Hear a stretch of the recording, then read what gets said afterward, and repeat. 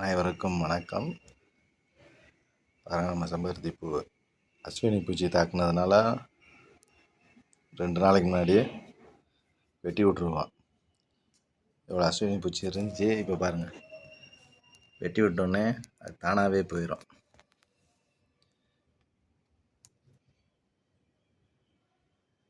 இதில் இன்னும் கொஞ்சம் இருக்குது,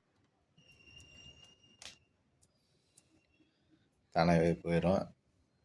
புதுசாக முளைக்க ஆரம்பிச்சிருச்சு ஃப்ரெண்ட்ஸ். தெரியுதா? சிம்பிடுதா? 2 நாள் தான். இன்னும் ஒரு மாதத்தில் பூ பூக்க வந்துடும் ஃப்ரெண்ட்ஸ்.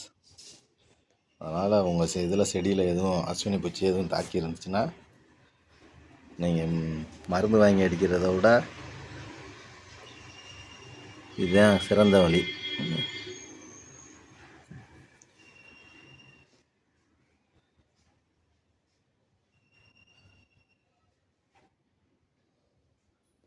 பாருங்கள், நம்ம வெட்டி போட்டது அஸ்வினி பூச்சி இருந்து இன்னும் அதில் அப்படியே ஒட்டியிருக்கு பாருங்கண்ணா பூச்சி.